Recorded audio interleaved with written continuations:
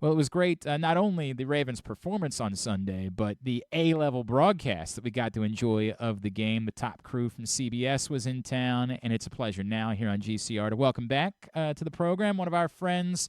She was working the sidelines here in Baltimore on Sunday. She is the great Tracy Wolfson, and she's back with us now here on the program.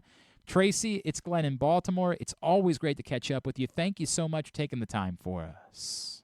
Well, thanks for having me. I appreciate it. Tracy, I was talking about this with our friend Sherry Burris yesterday, and I talked about it, I remember, with Tom Rinaldi a couple weeks ago. As an interviewer, do you get all frustrated? Like the Ravens are so hell bent on no selling all of their success right now that like all of these players are just like, nope, it's just one game. We're not like nobody's willing to like really enjoy it and celebrate these big wins they're getting. I know they're just totally in focus mode, but I think that's probably what makes them so good. But yeah, of course, whenever you're trying to, do an interview post game, you want to get whatever you possibly can out of them. But you know the personalities, you know what you're getting into, you expect it, and this is just how they run. They kind of fly under the radar, and certainly I feel like they've done that the first, bunch of weeks of the season, and then I think after the performance they had this week, I think they've certainly got everyone's attention. I guess that's the part that like we're struggling with, Tracy, is like I don't know. I think we're almost allergic. It's sort of like talking about a no hitter, right? You're not supposed to talk about how well a team is performing. You're supposed to complain about things. You're supposed to. I feel like we're struggling to accept the fact that it's possible the Ravens might be the best, most complete team in the NFL at the moment. Well, I don't know. I've been listening to talk radio all morning, and I can tell you that everyone's talking about it. So I think it's just a matter of the Ravens trying to, you know, like just fend off the noise and try and avoid it because, of course, I mean, that does you nothing, right? You still got to focus on the next game and the schedule ahead, which is certainly not easy. So, there's no reason to embrace it right now, right? I think you're just trying to get better week by week. I'm sure they'll come out of that game and have some, the fumbles. Of course, Harbaugh told me at halftime Yep. while they dominated that first half, he had to mention the fumbles, Yep. right? So Yep. they'll walk away from that game, know what they need to clean up, but they really feel like from talking to them over the weekend, they really feel that they've got what it takes right now. Certainly, health is always an issue and has been for the Ravens in the past, but they've got an absolutely nasty defense. Lamar is playing at an MVP like level, and they're able to move the ball, and they're doing it on both sides. So there's no reason not to think that this team, could be successful down the stretch and have a chance at a Super Bowl. Tracy, I don't know, if you can get this type of like the feel for whether a team what you just brought up with like the business like way that they're handling it. And I get that there are teams that have good camaraderie but yet they're just not good enough, right? But like there feels like there is something different. This feels like it's kind of a special group. Did you come away from a trip to Baltimore thinking like, "Oh, on the field, off the field, this is a team that if they can keep this going genuinely has an opportunity to make a Super Bowl run." Yeah, it's interesting you bring that up because I do feel that way a lot when I'm standing on the sidelines, and I can tell when the team has it. And, it might not work in their favor in the end because of situations or Sure. injuries for that matter, but you know that they have it because it works on both sides of the ball. The Kansas City Chiefs, obviously, I basically live there, right? I do almost all of their games. I've seen all their runs, and I know when they have it. It's very obvious to me.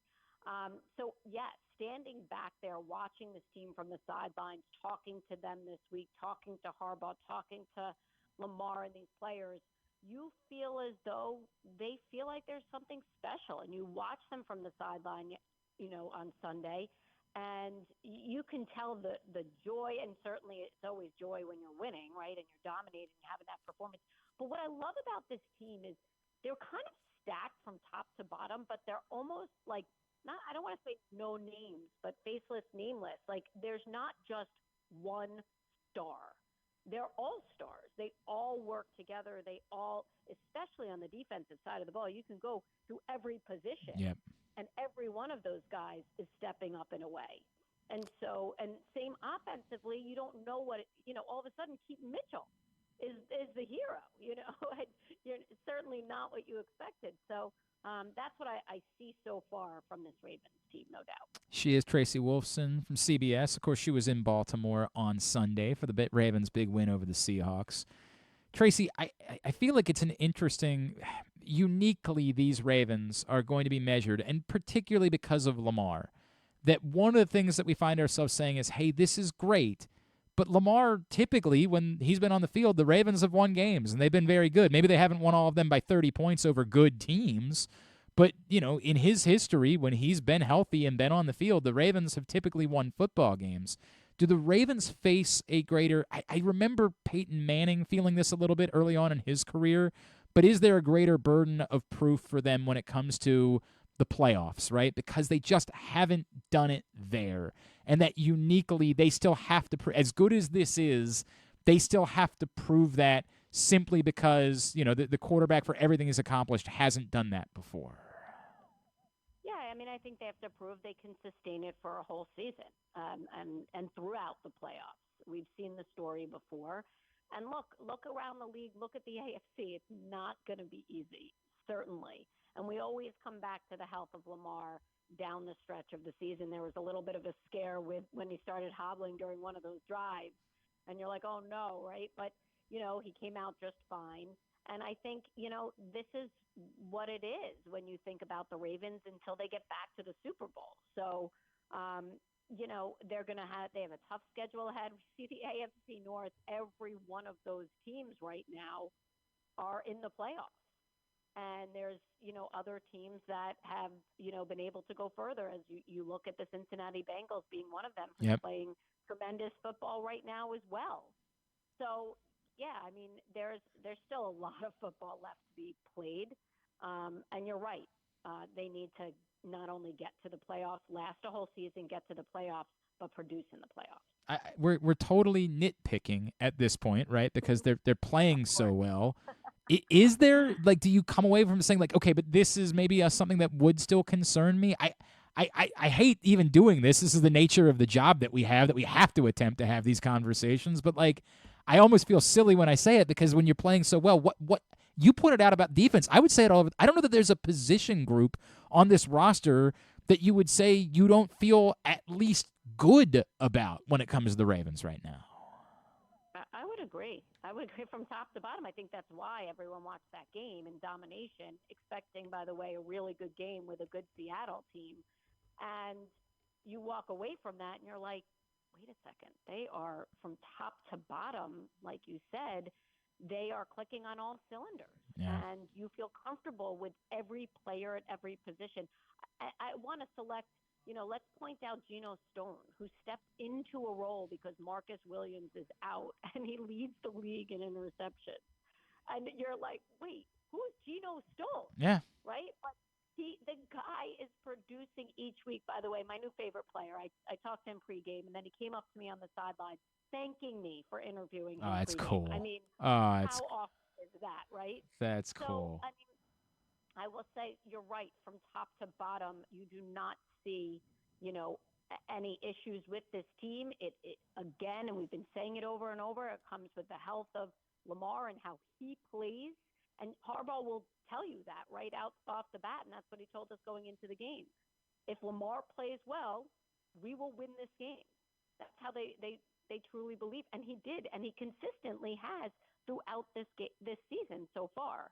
And so I think it comes down to that, and of course it comes down to protecting the football because they got lucky with those two fumbles that it didn't really result in much, maybe a field goal. Sure. But, you can't do that against better teams. No, I think that's the one thing you keep pointing out and saying it's been a little bit too much of it as the season goes on, and particularly with Lamar and Justice Hill, and they're going to have to clean that up entirely. Who else is in that group, like Tracy, right now for you? And you obviously, as you point out, you see the Chiefs plenty. You see the top teams in the AFC. I know you're seeing a little bit more of the NFC in recent years. But who is in that group of teams that you feel like have separated themselves as viable, I could absolutely see this team winning a Super Bowl types of teams? Yeah, well, I mean, you can never really bet against the Chiefs. Of course because not. They are who they are, Yep. and then they've done what they've done, and now they have a defense. that is actually, where it is, where Steve Spagnuolo wanted this defense to be. And they're winning with their defense, which is, not what we always expect from Patrick Mahomes and the Kansas City Chiefs. So, put them aside, right? I did the Cincinnati game last week, and I walked away from that, and I'm like, they're back. They remind me of that team that got to the Super Bowl. And especially, again, it comes down to defense. And so, I definitely put them up there. Miami hasn't been able to win the big game. They've played, 3 tough teams, and they've lost all 3 of those games. So until they, are able to do that or go on the road and win a game,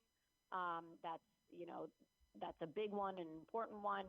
I can't put them in there yet, but I do think they're extremely explosive and talented, especially on the offensive side of the ball, and I've been able to see them in person.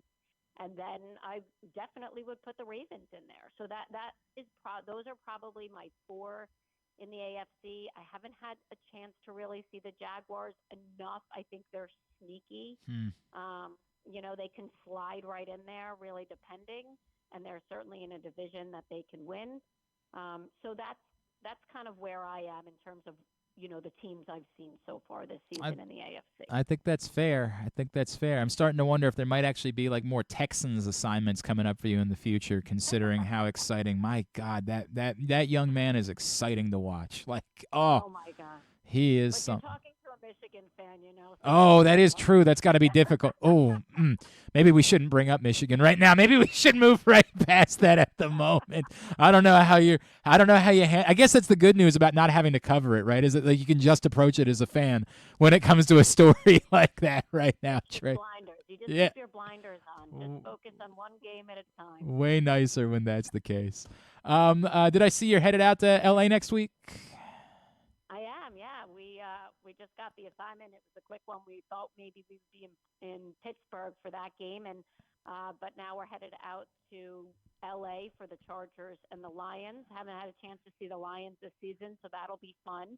And we did see the Chargers a few weeks back. So another West Coast trip for us, but I will take some warm weather. Hey, you know what? It was we got spoiled here in Baltimore. We're normally used to it being about 20 degrees around now, and so we were. I felt very fortunate. Yeah, it was a blessing for y'all to get this one this week. At Tracy Wolfson, of course, is how you follow her on Twitter. Tracy, is there anything else we can plug for you? No, you're awesome. Thanks so much. Appreciate it, guys.